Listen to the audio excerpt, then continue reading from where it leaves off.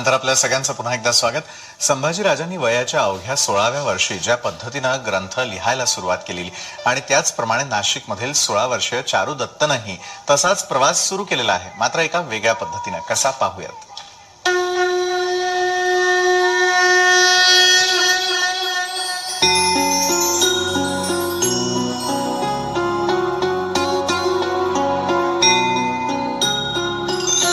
एक घर जिथे अभंग राहतात, एक घर जिथे वेद सर्वत्र दिसतात, एक घर जिथे ज्ञानोबा तुकोबांच्या ओव्या राहतात, एक घर जिथे अभंगांच्या भिंती आहेत, एक घर जिथे ओव्यांचं छत आहे।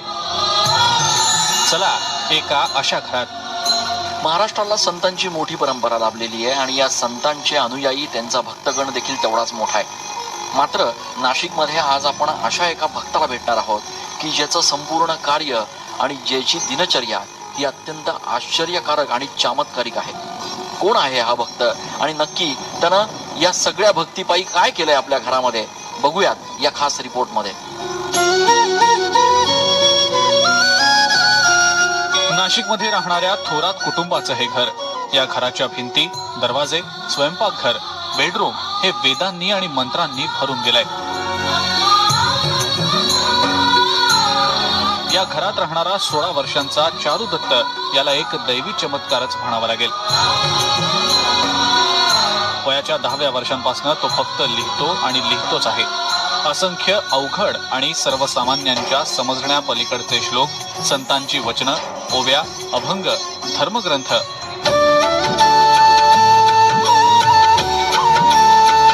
चारू दत्तच्या घरात पाऊल ठेवल्यानंतर घरातला एकही कोपरा, एकही जागा अशी नाही ज्या ठिकाणी त्यानं हे लिखाण केलेलं नाही।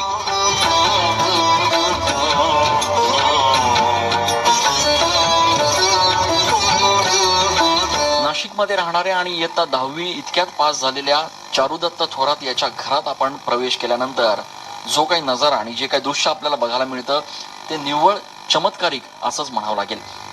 चारुदत्त खरं तर 10वी आता पास झालेला आहे आणि त्यांनी 11वी मध्ये प्रवेश घेतलेला आहे। मात्र त्यांचं संपूर्ण घर हे जणू एखाद्या वेदाचं भांडारच झालंय, असं परिस्थिती आणि असं चित्र या घरामध्ये आल्यानंतर बघायला मिळतं।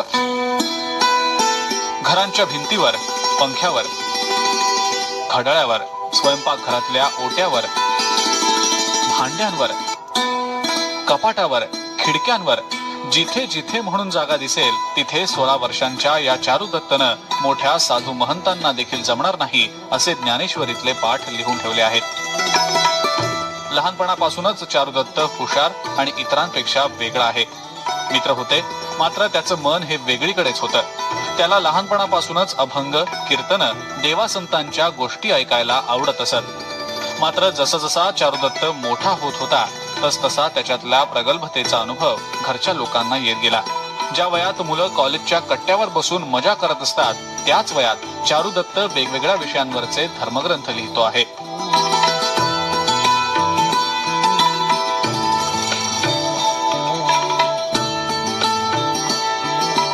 मानवी जीवनाचा प्रवास, त्याचा अंत, मोक्ष याबाबतचं त्याचं विश्लेषण ऐकून भल्या भल्यांना थक्क व्हायला होतं। एवढ्या लहान वयात त्याला हे अगाध ज्ञान कसं प्राप्त झालं याचं कोडं न सुटणार असल्याचं त्याचे आई वडील देखील सांगतात।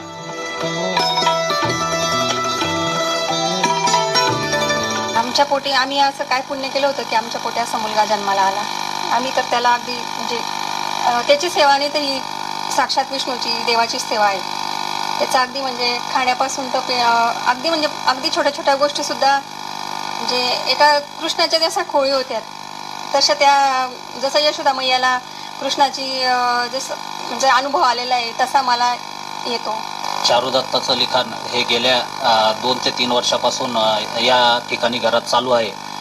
त्याचा अभ्यास पाहता हे संतांप्रमाणे त्याचं हे लिखाण झाले। त्याचं कोणत्याही प्रकारचा ग्रंथ न वाचता आणि कोणत्या प्रकारचा संस्कृत या विषयाचा अभ्यास नसताना त्याने जे लिखाण केलेलं आहे ते वेदांमध्ये, ब्रह्मवेद, जीवनवेद या प्रकारच्या वेदांमध्ये त्याचं लिखाण होत आहे आणि सातत्याने चालू आहे। चारू दत्तच्या आईवडिलांचे अनुभव थक्क करून टाकणारे आहेत। एकदा समाधी अवस्थेत लिहिण्यासाठी बसलेला चारुदत्त तब्बल 12 ते 15 तास सलग लिहितच असतो. अनेकदा मध्यरात्री बंगाली, कन्नड तसंच इतर भाषांमध्ये अस्खलित संतांच्या ओव्याही म्हणतो. अनेकदा तर मध्यरात्री उठून लिखाणही करतो. विशेष म्हणजे एवढं सारं लेखन करून देखील चारुदत्तला 10वीत 80% मार्क्स मिळाले आहेत. धर्म, ज्ञान, मुक्ती, स्वर्ग, नरक, मोह या आणि अशा अनेक विषयांवर चारुदत्त धर्मशास्त्राला आधारभूत असे संदर्भ देत त्याचं विवेचन करतो. चारुदत्तचे आषाढी वारीबाबत तसंच नाशिकमध्ये होणाऱ्या सिंहस्थाबाबत सडेतोड विचार ऐकून कोणी महात्मा किंवा मोठा संत आपल्याशी बोलत तर नाही ना असा भास आपल्याला होईल.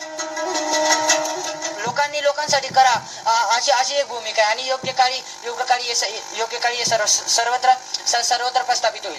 आता आपण आज समाजात पाहतो, समाजात संगत बिघडते, समाजात लोक वाईट मार्गाने जातात. का? कारण की याला मूळ ज्ञान नाही, संस्कार नसतील तर काही नसेल. विज्ञान आहे परंतु विज्ञानामध्ये अज्ञानता नाही पाहिजे. विज्ञान असेल परंतु त्यामध्ये संस्कार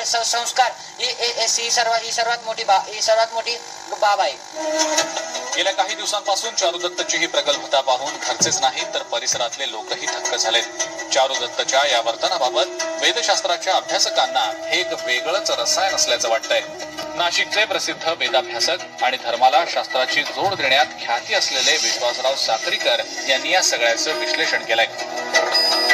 हे जो तो मुलगा लिहितो आहे हे मनाने लिहित नाहीये, हा कॉन्शियस कॉस्मिकने लिहितो आहे. कारण तो जे अभंग लिहितो, जे काय त्याला सुचतं, ब्रह्मांडाच्या विविध यंत्र लिहितो, आकृत्या काढतो, हे सगळंच्या सगळं कॉस्मिक कॉन्शियसशी संबंधित असलेली गोष्ट आहे. आणि कॉस्मिक कॉन्शियस जो आहे हा प्रकाशाच्या वेगाने कुठेही जाऊ शकतो असं आपण म्हणू शकू. मन जर जाऊ शकतं तर कॉन्शियस, सबकॉन्शियस आणि कॉस्मिक कॉन्शियस अतिवेगाने कुठेही जाऊ शकतो. अवघ्या 16 वर्षांच्या चारुदत्त थोरातनं आतापर्यंत लोकांना चकित करणारे ग्रंथ लिहून काढले आहेत. बरं, त्याचा लिहिण्याचा वेग बघून तो विचार कधी करतो, पाठांतर कधी करतो आणि लिहितो कधी असा विचार पाहणाऱ्यालाही पडावा. चारुदत्तनं आतापर्यंत सकलामृत ग्रंथ, सुमनामृत ग्रंथ, अशोकामृत ग्रंथ, जीवनवेद ग्रंथ, व्यथा ग्रंथ, चिंतन ग्रंथ, ब्रह्मवेद ग्रंथ, दत्तात्रय ग्रंथ आदी ग्रंथ लिहून काढले आहेत. तर सद्गुरु चक्र, शतसुख चक्र, अज्ञानम चक्र, तुलाश्रम चक्र, कर्मयोग चक्र अशा चक्रांची निर्मिती केली आहे. त्यामुळे चारुदत्तच्या या सगळ्या गोष्टींना चमत्कार म्हणावा का असा प्रश्न पडल्याशिवाय राहत नाही.